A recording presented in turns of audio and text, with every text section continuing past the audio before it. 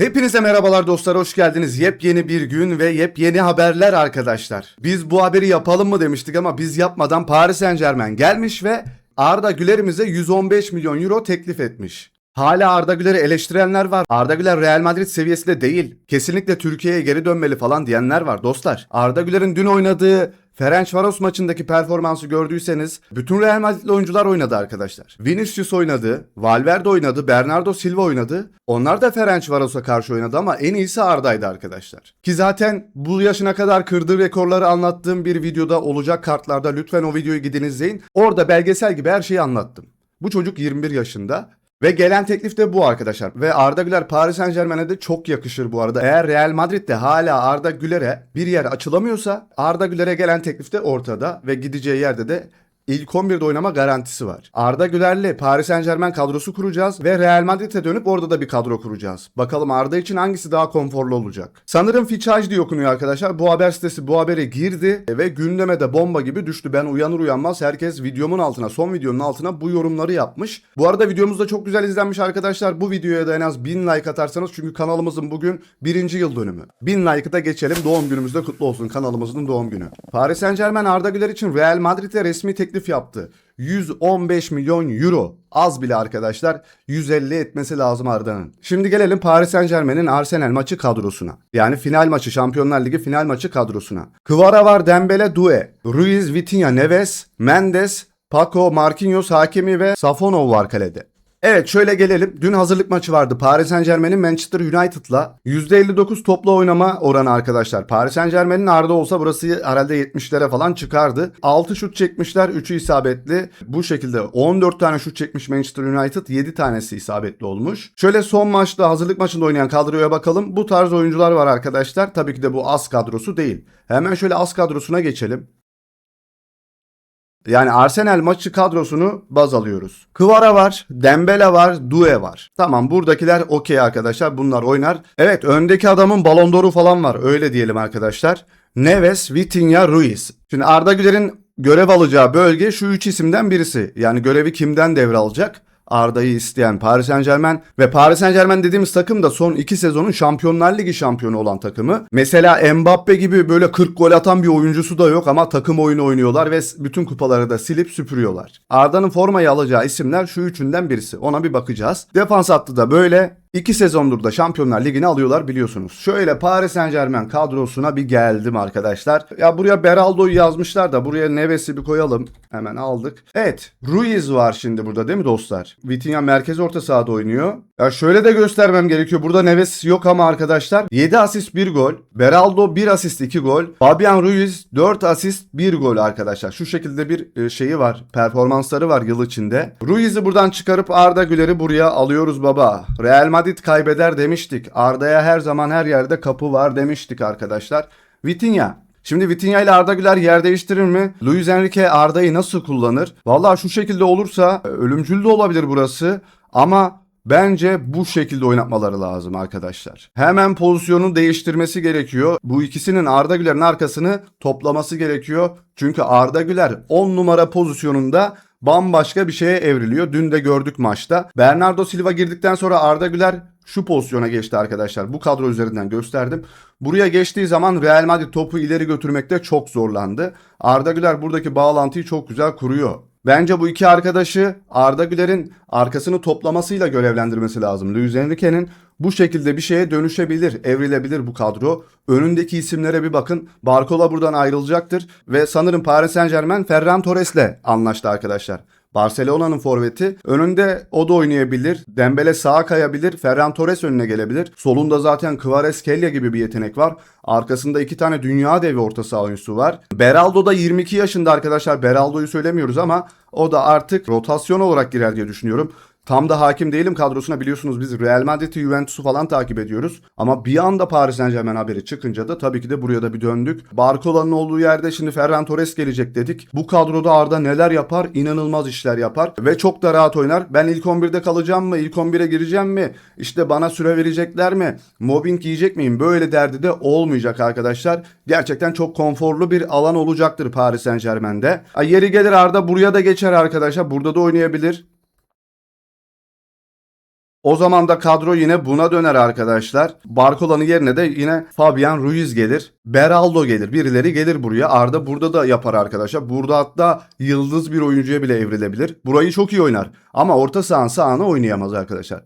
Forvet'in sağında çok iyi oynar. Orta sahanın sağ tarafında oynayamaz. Kanat forvetin sağında çok güzel oynar. Buna da dönebilir arkadaşlar. Buraya Ruiz'i aldığımızda da yani şu an elimizde olan kadroyla bu şekilde olabilir. Her şey olabilir. Arda'yı kanat forvet olarak da alıyor olabilirler. Çünkü Barcola'nın Liverpool'la anlaşma ihtimali var. Arsenal'de talip oyuncuya. Neler olacak? Bekliyoruz ve takip ediyor olacağız arkadaşlar. Eğer Real Madrid hala hak ettiği değeri Arda Güler'e vermezse işte sen ilk 11'de oynayamazsın, 65'te girersin, 75'te çıkarsın, cart curt bir şeyler diyorlarsa eğer bu iş olmaz arkadaşlar. Arda artık 21 yaşında. Kendisini de geçtiğimiz sezon kanıtlamış durumda. Vinicius Junior'dan sonra en fazla forma giyen oyuncusu Real Madrid'de Arda Güler arkadaşlar, onu da söyleyelim.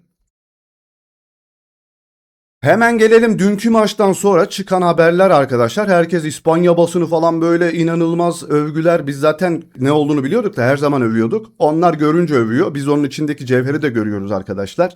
Her zaman destekçisi de oluyoruz. Arda Güler ve Bernardo Silva'nın çok yönlülüğü Jose Mourinho için çok önemli olacak. Dün Bernardo derin bir başlangıç yaptı ama sonra ileriye doğru hareket etti. Hatta Arda ile rollerini değiştirdi. Sağ kanat ve hücum orta saha pozisyonlarında oynadı. Yani sen bitik durumda olan Bernardo Silva'yı falan Arda'nın yerine tercih edeceksen ve Arda'yı defansif olarak oynatacaksan bu senin en büyük hatan olur. Kendi ayağına sıkmış olursun Mourinho, onu söyleyeyim en baştan. Arda Güler ve Bernardo'nun çok yönlülüğü Mourinho tarafından çok önemli görülüyor. Merkez, hücum ve kanat rolleri arasında yer değiştirebilirler. Arda Güler'i orta sahada, sağ ve sol kanata alırsanız Arda Güler orada yıldızlaşamaz. Dün nasıl paslar attığını gördünüz mü bilmiyorum 10 numara pozisyonda. Vinicius Junior yedi, afiyet olsun. Endrick yedi o güzelim asisti, o Kevin De Bruyne pası attı Arda Endrick'e, o da yedi. Ona afiyet olmasın çünkü Arda Güler'e pas da atmadı o. Bernardo Silva Arda Güler ile oynamak için sabırsızlanıyorum. Çok yüksek bir oyun zekasına sahip. Gelecekte takımın kilit oyuncularından biri olabilir. Şimdi sen buna gelecekte dersen daha dün gelmiş Bernardo Silva. Real Madrid'e dün gelmiş Bernardo Silva. Ki kendisinin açıklaması da şu: ben Real Madrid'e nasıl geldim ben bile anlamadım diyor adam. O bile nasıl geldiğini bilmiyor. Çok yorgun bir futbolcu gibi geliyor bana kendisi. Gelecekte değil, Arda şu an takımın kilit oyuncusudur. Şu lafı söylemekten vazgeçin artık. Ki bunu yeni gelmiş bir oyuncu söylüyor. Düşünsenize Arda'nın Real Madrid'e gelip Bernardo Silva hakkında böyle bir şey söylediğini. Tamam, övmüş. Arda ile oynamak için sabırsızlanıyorum. Yani gelecekte işte ileride orada burada öyle bir şey yok kardeşim. Öyle bir şey yok. Nasıl Yamal 19 yaşında çok önemli bir oyuncuysa, nasıl Bellingham 23 yaşında çok önemli bir oyuncuysa Arda Güler kilit bir oyuncudur. Arda Gülersiz Real Madrid asla olmaz. Olamaz. Zaten geçtiğimiz sezon Arda 65. dakikada 70. dakikada oyundan çıktıktan sonra neler olduğunu gördük. Eğer Mourinho 10 numara pozisyonda Arda Güler yerine Bellingham'ı tercih ederse yine kendi ayağına sıkar, onu da göreceğiz. İzliyor da olacağız ve bununla başlayabilir de. Eğer böyle olacaksa, konforunu bozacaksanız bu yıldız oyuncumuzun, gönderin abicim bu oyuncuyu. Mourinho Arda Güler'i yedekte fazla oturtamaz. Bernardo derinden inip hücum organizasyonunu kontrol edebilir. Çok da zannetmiyorum. Arda orta saha ile hücumu bağlayabilir. Kesinlikle yapar. İkisi de pozisyon değiştirebilir. Arda her yerde oynuyor biliyorum da en etkili 10 numarada. İkisi de merkezde veya kanatta oynayabilir. Daha fazla hareket savunmacılar için fazla sorun. Bu ikili, tamam bu ikili diyor da Bellingham'ı atlıyor bunu yazan arkadaş. Bellingham var orada. Bakalım Bellingham'da nasıl bir çare bulacak. Birazdan Real Madrid kadrosu da kuracağım. Dünkü maçtan sonra AS gazetesi neler yazmış? Mourinho her pozisyon için oyuncular talep ediyor ve oyun kurucu öncelikle Jude Bellingham için ayrılmış. Al işte. Yani oyun kurucu rolünü sen Bellingham'a verirsen düz tahta gibi bir adama. Abi bu adam 6 numaradır, ön liberodur. Bu fiziki yapısıyla, bu oyun zekasıyla 6 numaradır Bellingham. Ya da gidersin sahte 9 falan oynatırsın. Orada Mbappe olduğu için orada sahte 9 oynatamazsın. Çünkü Mbappe'nin egosuyla kim yarışacak? Bellingham'ın egosu bile yarışamayabilir orada. Sen bunun defansif yönünü kullanacaksın. Annesi babası sürekli Real Madrid tesislerini basan bir oyuncu kendisi Bellingham'ın. Orada baskıda uyguluyor ailesi. Ama sen baskıya mı yenik düşersin Mourinho? Ne yaparsın bilmem. Arda Güler bu takımın oyun kurucusudur. 2 sezondur Şampiyonlar Ligi'ni yalayıp yutmuş Paris Saint-Germain Arda Güler'i istiyor. Kendi orta sahasında 10 numarasında oynasın diye. Bu da bir referanstır size. Mevcut koşullar Arda Güler için elverişli. Bellingham La Liga'ya başladığında tam hazır olmayacak. Bu da Arda'ya ilk turlarda ilk 11'de başlama fırsatı sunuyor. Yani Bellingham yokken ilk 11'de oynayıp oyun kurucu rolünde oynayabilir diyorlar. Devam edin böyle. Devam edin abi siz. Bu haberlerinize devam edin. Bu düşüncenizle devam edin. Çok pişman olacaksınız Arda Güler'i kaybettiğiniz zaman, onu söyleyeyim. Evet, birisi de Arda Güler'i gitmiş ön libero'ya yazmış. Bu Bellingham'ın yeridir. Tam da bahsettiğim yer. Hele bu ikili ön libero'yla çıkarsa Real Madrid dağılır arkadaşlar. Arda Güler'in Ferencvaros maçındaki defansif hamlelerini de gördük. O yönünü de gerçekten geliştirmiş. Ama Bernardo'yla falan oynanırsa burası yol geçen anına döner, onu söyleyeyim. Bellingham'ın buraya gelip o sadece tek özelliği olan fiziki gücünü burada kullanması gerekiyor. Mourinho Arda Güler'i savunma ve hücum arasında bir bağlantı olarak kullanıyor. İleri geçişlerde ön ayak olmasıyla görevlendiriyor. Bakalım Bellingham gelince de görevlendirecek misin? Bunda devam edebilecek misin? Marca gazetesinin başlığı bak. Marca gazetesi. Real Madrid'e daha yakın olan bir haber kaynağı. Bu Madrid takımı Arda Güler'den vazgeçemez. Bu da Marca gazetesinin manşetiydi arkadaşlar. Bu Madrid takımı Arda Güler'den vazgeçemez. Oynatacaksınız o zaman. Mecbur ilk 11'de oynatacak. Mecbur da değilsiniz. Oynatmak zorundasınız. Arda Güler dün gece Mourinho'yu büyük ölçüde etkiledi. As gazetesinin haberi. Büyük ölçüde etkilendin mi sen? Kimse seni etkilemek zorunda falan da değil bu arada. Arda Güler'in geçtiğimiz sezon neler yaptığını açıp bakarsan, kısa bir videosunu bile izlesen neler yaptığını zaten görürsün. Şöyle geldim Real Madrid kadrosuna. Arda Güler'i bu şekilde düşünüyorlar. Bernardo Silva bence rotasyon oyuncusu olması lazım. Arda yorulur. Bernardo'yu alırsın. Bu şekilde çıkarsanız bu adam, yine söylüyorum, Bellingham Mbappe ile anlaşamıyor. İkisi birbirine pas atmıyor arkadaşlar. Vinicius Junior yine dünkü gibi topları alıp ezecek. Bir sezon boyunca böyle ezecek. 6 yıl boyunca böyle ezecek. Diomande 7 yıllık anlaşma. Ne olacağı belli değil. Çünkü buraya geldikten sonra ayakları titreyen birçok oyuncu oldu. Dünya starı da olabilir. Fos da çıkabilir. Bakacağız. Bellingham'ı burada oynatırsam bu adam ne oyun kurabilir ne 10 numarayla bir alakası vardır. Bu adamı sahte 9 oynatırsın, gider gol atar. İyi takip ediyor. Ama bu adamın yeri kesinlikle buradır.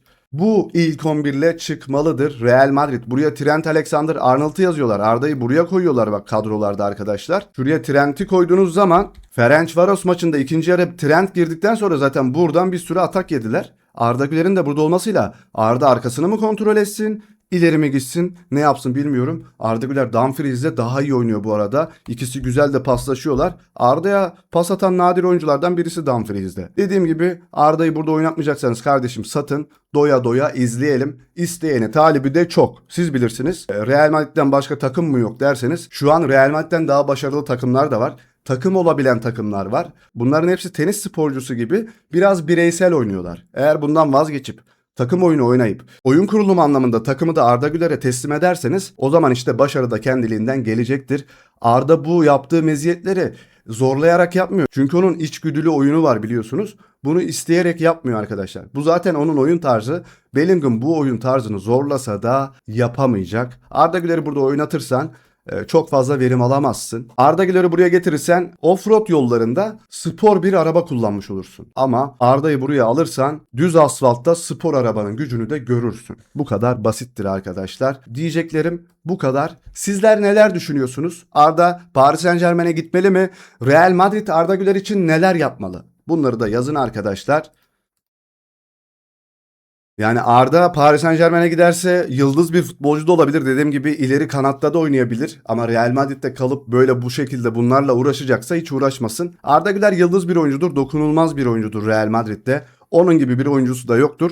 Paris Saint-Germain'in de Arda Güler gibi bir oyuncusu yoktur demiştim zamanında. Çok fazla da linç yemiştim. Arsenal'in de Arda Güler gibi bir oyuncusu yok. Ama geldi anlat işte arkadaşlar. Adam 115 milyon euroyu vermeye hazır. Bir videonun daha sonuna geldik. Eğer videom hoşunuza gittiyse like attıktan sonra lütfen hype haklarınızı kullanmayı unutmayın. Videolarımız izleniyor. 30-40 bin izleniyor arkadaşlar. Abonemiz düşük kalıyor. Lütfen abone olursanız biz Arda Güler'in ve Kenan Yıldız'ın tüm Türk oyuncularımızın arkasında durmaya devam edeceğiz. Sizlerin desteklerini de bekliyoruz. Sonraki videolarda görüşmek üzere. Kendinize çok iyi bakın. Hoşça kalın. Bay bay.